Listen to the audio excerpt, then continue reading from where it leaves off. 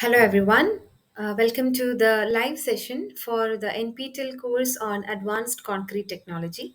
Today, we have the dry run for the week zero session. So, here we'll be dealing with the week zero assignment, which is a practice assignment question. So, how this session is going to happen is as follows. I'm one of the teaching assistants for the course. My name is Anupama. So, I'll be projecting the questions from the assignment using a PowerPoint presentation, or sometimes I'll put the questions in the chat box, or I might introduce some polls in between the questions so that you can express your answer through the polls. And if possible, we can even try certain breakout rooms so for some general questions so that you can discuss, and that will also be convenient. Okay, so without further ado, let's move to the presentation. Give me a moment. Yeah. So I hope the screen is pretty visible to you. So again, welcome to the course Advanced Concrete Technology.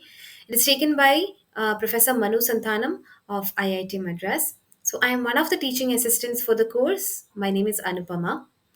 So we'll move to the straight away to the content. That is today's assignment. That is week zero assignment. Yeah. So, first question is, as per IS 269, a maximum of dash percentage by mass can be added as a performance improvers in plain Portland cement. So, in the manufacturing process of Portland cement, we know that limestone is involved, clay is involved. There are so many materials which are involved in the manufacturing process, and they all are added into the kiln or outside the kiln.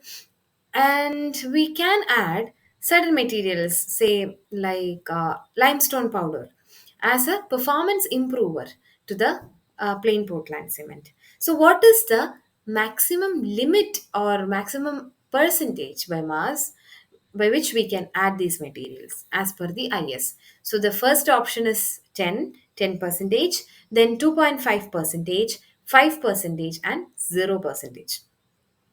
Okay, so I hope that is enough time for you to think an answer. And it's a pretty straightforward question, right? So the answer is C, 5 percentage. So I hope most of you might have got it correct. And if you didn't get it correct, no worries.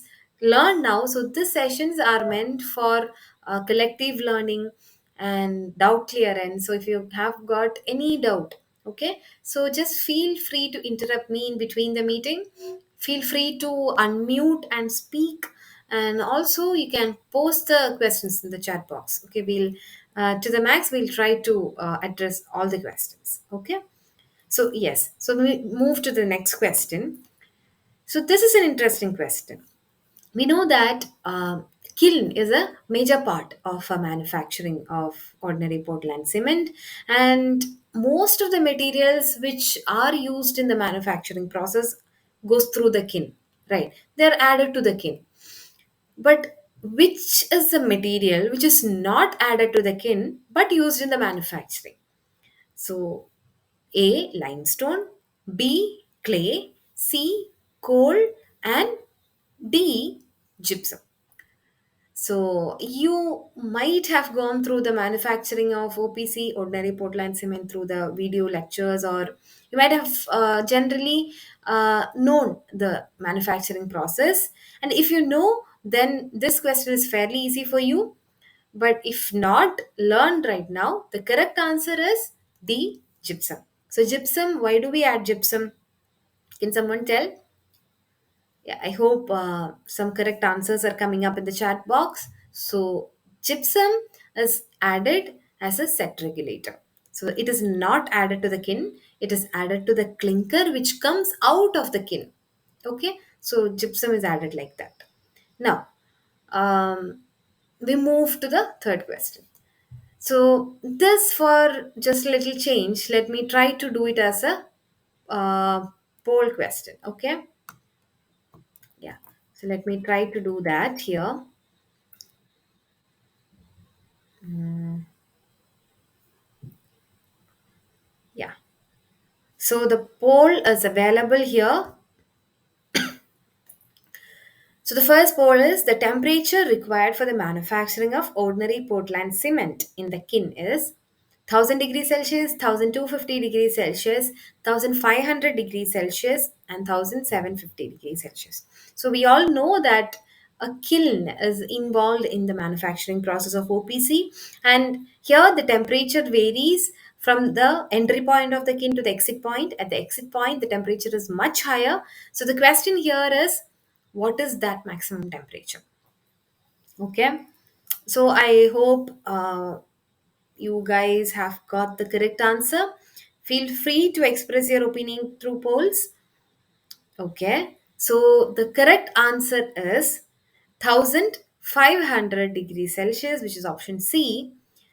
Yeah, so feel free to express your opinion. It's very important that you make mistakes and you learn. So there's nothing wrong if you don't know something, but don't hesitate to express your opinion. Okay. So the answer is C, 1500 degrees Celsius. Now, this is an interesting question.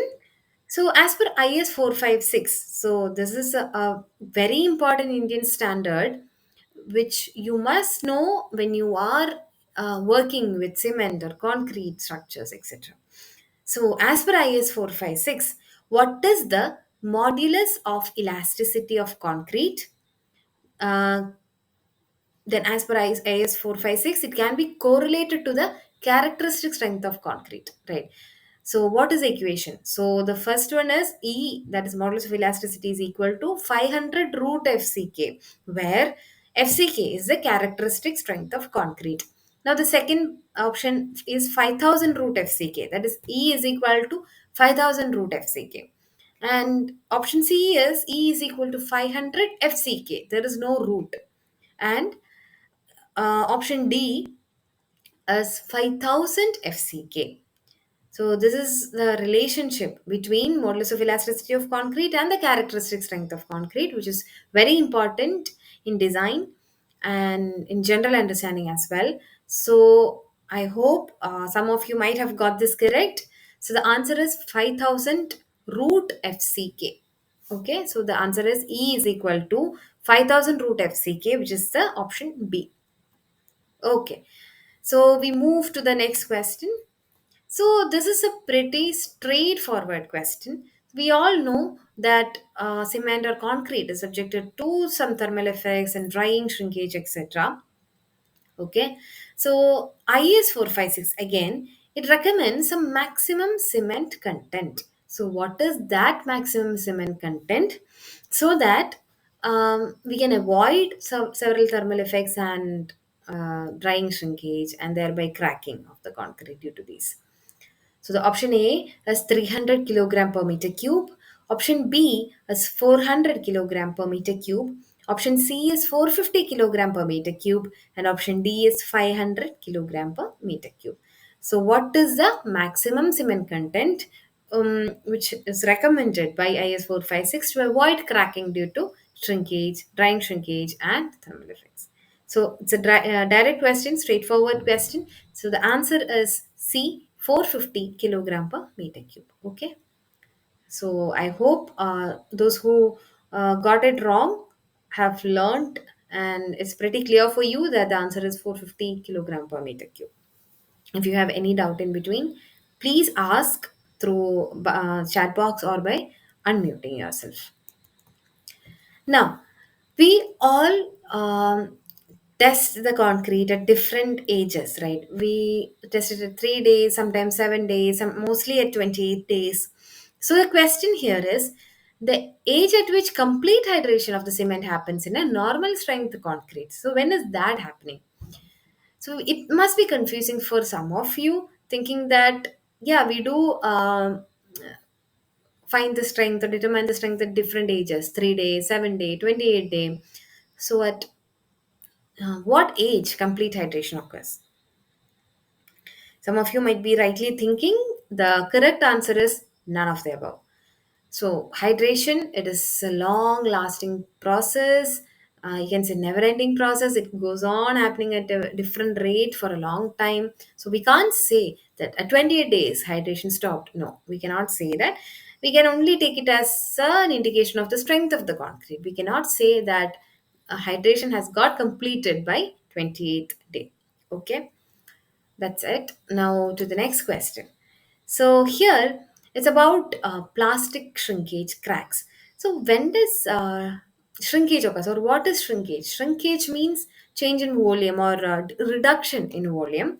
So when the concrete is in the plastic state and the shrinkage happens, it's not the plastic shrinkage. And when the concrete shrinks, and there is some things, maybe adjacent concrete or reinforcements, everything to restrain the shrinkage, then what will happen? There will be cracks due to that plastic shrinkage. So here the question is, to control the formation of these plastic shrinkage cracks, which of the following cannot be used? So the focus is here, which cannot be used. So there are different options given. Increasing cement content, adding non-metallic fibers, reducing the rate of evaporation, then using shrinkage, reducing admixture, etc. So let's try to see from the bottom. First one is using shrinkage reducing admixture. As the name clearly suggests, it is a shrinkage reducing admixture. So by using that in the concrete, clearly we are going to reduce the shrinkage and thereby the crack causing due to the shrinkage also, right? So clearly D is a method to follow to control this crack formation. So D is not the answer. Now C, reducing the rate of evaporation. Suppose we are allowing so much water to evaporate, then there is a high chance of plastic shrinkage and thereby the crack. Suppose we are reducing the rate of evaporation, which means that enough amount of water is there for the cement hydration, and there will not be much of a plastic shrinkage, right? So we can control the formation of plastic shrinkage cracks by reducing the rate of evaporation. So even C is not the right answer. Now going to B, non-metallic fibers. It's one of the major research areas these days, fiber reinforced concrete, which can be used to increase the toughness of the concrete. So apart from that, when we use fibers, what it does is that it will not easily crack, or it bridges the crack so that the concrete will not um, crack altogether due to plastic shrinkage. So again, B is a method to control the plastic shrinkage crack formation. So again, only one A is left, increasing the cement content. Even if we are when we went with the eliminating method of answering, even if we just directly see the option increasing cement content, it should click us that by increasing the cement content, what we are doing is that we are increasing the chance of a shrinkage, because only the paste shrinks, right? Not the aggregates. So the paste shrinks. As the paste cement content increases, paste increases, and the shrinkage chance is also increasing. So there is a high chance that the cracks might form due to plastic shrinkage. So this cannot be used as a method to control the plastic shrinkage. So A is the right answer, that is increasing cement content. So we move to the towards the end of the week zero assignment. And here the Blaine's air permeability is one of the material method for finding the fineness. Okay, so it indicates a surface specific surface area of the material. So here, when you try to use Blaine's air permeability, Blaine's fineness value for OPC or ordinary Portland cement, what is the value range? So 3 to 5 meters square per kg, 30 to 50 meters square per kg, 300 to 500 meters square per kg, and 3000 to 5000 meters square per kg. So these numbers might confuse you because most of them seem relatable, but yeah, there's only one correct answer to this, and it's a pretty straightforward question without any explanation. Okay, so the correct answer, as most of you might have got, is 300 to 500 meters square per kg. Okay, so yeah, so this is, I think, the final question for today. A very interesting question indeed. So if you are taking a cube of 150 mm size and you're taking a cylinder of dia 150 mm, which one will have higher compressive strength? A cube or a cylinder? So is it the same? Is it higher? I mean, the compressive strength of cube is same as that of cylinder, or is it higher than that of cylinder, or is it lower than that of cylinder, or doesn't matter? It's none of the above.